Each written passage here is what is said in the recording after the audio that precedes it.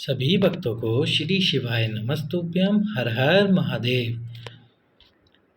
यदि आपकी कोई विशेष मनोकामना है जो कि पूर्ण नहीं हो रही है, बहुत समय से लगे हुए हो, फिर वो धन की कामना हो, नौकरी की कामना हो या फिर कोई भी ऐसी कामना हो, तो इन 7 स्थानों पर बेलपत्र समर्पित कीजिए, जिसे सप्तम बेलपत्र कहते हैं। ये उपाय आप कभी भी कर सकते हैं। यदि कोई एग्ज़ाम देने जा रहे हैं तो उस एग्ज़ाम में जाने से पहले भी इन 7 स्थानों पर बेलपत्र समर्पित करके जाइए। नंदी जी के कान में आपकी बात बोल कर जाइए, निश्चित ही आपकी वो कामना कुछ ही दिनों में पूर्ण हो जाएगी। यदि एग्ज़ाम देने जा रहे हो तो एग्ज़ाम में दे के आने के बाद में वो आपका एग्ज़ाम निश्चित ही क्लियर हो जाएगा।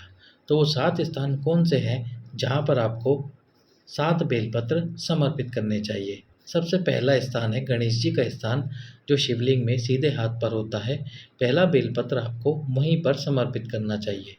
गणेश जी की मूर्ति नहीं, जो शिवलिंग में सीधे हाथ पर गणेश जी का स्थान होता है। दूसरा जो स्थान है वो कार्तिकेय जी का स्थान है, वहाँ पर आपको दूसरा बेलपत्र समर्पित करने चाहिए।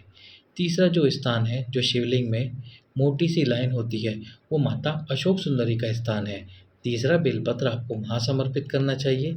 चौथा बेलपत्र जो माता पार्वती का हस्तकमल है, जिस पर शिवलिंग विराजमान है, वो चौथा स्थान है जहाँ पर आपको बेलपत्र समर्पित करना चाहिए।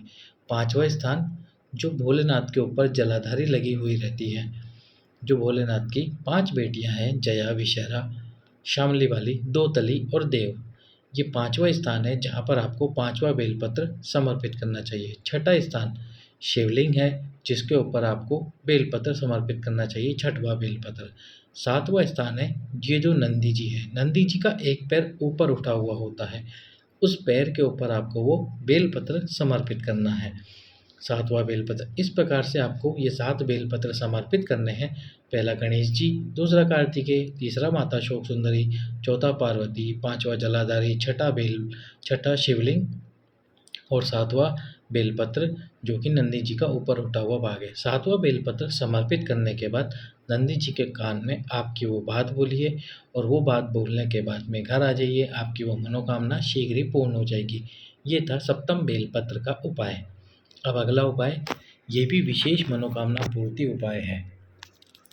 जैसे आप प्रतिदिन मंदिर में पूजा करने जाते हो शिव जी की, तो साथ में एक बेलपत्र लेके जाते हो। बेलपत्र को शिवलिंग पे समर्पित करते हो पूजा करते समय। जब आप आपकी पूरी पूजा कर लें और आपको पता हो कि अब थोड़ी देर बाद ही मंदिर से बाहर आने वाले हैं पूजा करके, तो जो बेलपत्र आपने शिवलिंग पर समर्पित किया है, उस बेलपत्र को उठाकर, धोकर, जो बीच वाली पत्ती होती है बेलपत्र की, उस बीच वाली पत्ती पर एक चंदन की बिंदी लगाइए। एक चंदन की बिंदी लगाने के बाद में आपकी मनोकामना बोलते हुए उस बेलपत्र को शिवलिंग के ऊपर चिपका दीजिए। जैसे नौकरी में जाने से पहले शहद वाला उपाय होता है, जिसमें बेलपत्र की बीच वाली पत्ती पर शहद लगाकर बेलपत्र को शिवलिंग पर चिपकाया जाता है, उसी प्रकार बीच वाली पत्ती पर एक बिंदी चंदन की लगाकर मनोकामना बोलकर बाबा के शिवलिंग पर चिपका दीजिए। निश्चित ही आपकी वो मनोकामना जल्द से जल्द पूर्ण हो जाएगी। यदि प्रतिदिन आप बेलपत्र लेके जा रहे हैं तो प्रतिदिन आप इस उपाय को कीजिए। बाबा सबसे पहले आपकी ही मनोकामना को पूर्ण करेंगे। सभी भक्तों को श्री शिवाय नमस्तुभ्यम।